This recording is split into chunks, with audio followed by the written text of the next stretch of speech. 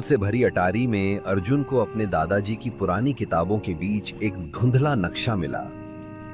जिज्ञासु अर्जुन ने नक्शे को ध्यान से देखा। उसकी आंखों में चमक थी। टूटी खिड़की से आती धूप ने नक्शे को और भी रहस्यमयी बना दिया।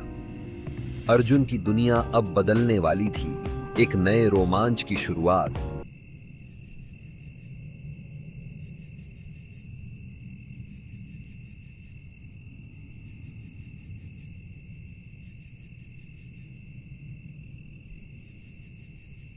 तीन बच्चे एक बड़े पेड़ के नीचे बैठे हैं, जमीन पर फैला हुआ पुराना नक्शा देख रहे हैं।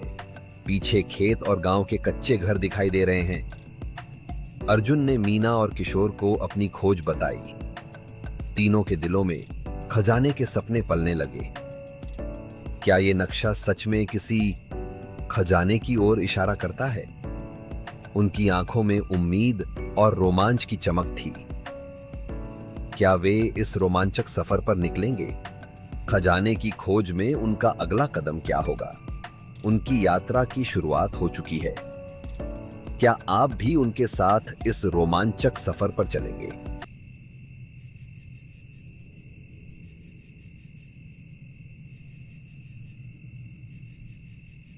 आज मंदिर के पास पुराने बरगद के पेड़ के नीचे खड़ा एक बूढ़ा पुजारी हाथ उठाकर चेतावनी दे रहा है। बच्चे ध्यान से सुन रहे हैं।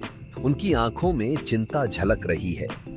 पुजारी कहता है, इस पेड़ के नीचे की कहानियां सदियों पुरानी हैं। यहां की आत्माएं हमारी रक्षा करती हैं, लेकिन हमें उनका सम्मान करना होगा। बच्चे एक दूसरे की ओर देखते हैं। उनकी जिज्ञासा बढ़ती जा रही है। अगर हम उनकी बात मानेंगे तो वे हमें आशीर्वाद देंगे, पुजारी ने मुस्कुराते हुए कहा। बच्चों के चेहरे पर राहत की झलक दिखती है। वे सब मिलकर पुजारी की बातों को ध्यान से सुनते हैं। यह एक नई शुरुआत है, एक नई सीख। मंदिर के पास का यह बरगद का पेड़ अब उनके लिए एक पवित्र स्थान बन गया है। मंदिर के पुजारी ने चेताया, इस पेड़ के नीचे गांव की पुरानी आत्माएं रहती हैं, इसे मत छेड़ो। लेकिन जिज्ञासा डर से बड़ी थी। रात के सन्नाटे में बच्चों ने छोटे फावड़ों से बरगद के नीचे खुदाई शुरू कर दी। लाल लटेन की रोशनी में पेड़ की जड़ें दिख रही थीं। क्या वे आत्माओं को जगाने वाले थे? उनकी धड़कनें तेज हो गईं, पर हाथ नहीं रुके। क्या सच में कुछ छुपा था वहां?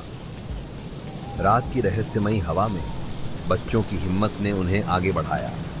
क्या वे सच का सामना कर पाएंगे? आगे क्या होगा, ये तो समय ही बताएगा। आज हम एक अद्भुत खोज पर हैं। मिट्टी के नीचे छुपा खजाना आखिर सामने आया।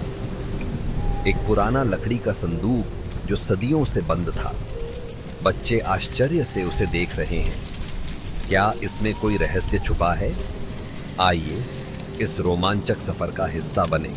गांव के एक साधारण घर में अर्जुन, उसके दोस्त और दादाजी मिलकर संदूक खोलते हैं। अंदर पुराने पांडुलिपि और मिट्टी की तख्तियां लालटेन की रोशनी में चमकती हुई, पर उसमें सोना चांदी नहीं, बल्कि पुरखों की आवाजें थीं। भूले हुए इतिहास के दस्तावेज। बरगद के नीचे गांव वाले इकट्ठा हैं। दादाजी पांडुलिपि पढ़ रहे हैं। सभी उम्मीद और हौसले से सुन रहे हैं। पांडुलिपि ने उनकी जमीन और विरासत की सच्चाई बताई। गांव वालों का खोया आत्मसम्मान जाग उठा। सूरज की पहली किरणों के साथ गांव वाले खेतों की ओर बढ़ रहे हैं। हाथों में हल, फावड़े और झंडे लिए वे एकजुट होकर चल रहे हैं। दूर जमींदार की हवेली की छवि धुंधली सी दिख रही है। गांव वालों के चेहरों पर दृढ़ता और आत्मविश्वास झलक रहा है। वे सच के साथ आगे बढ़ रहे हैं, न गुस्से से बल्कि अधिकार के हक से। यह उनकी ज़मीन है, उनका हक है और वे इसे लेकर रहेंगे। पहाड़ी की चोटी पर बैठा अर्जुन सूरज की पहली किरणों को देख रहा था। नीचे खेतों में गांव वाले खुशी से काम कर रहे थे। अर्जुन के हाथ में वो पुराना नक्शा था और चेहरे पर संतोष की मुस्कान। उसे एहसास हुआ कि सच्चा खजाना सोना नहीं, बल्कि गांव की आत्मा थी।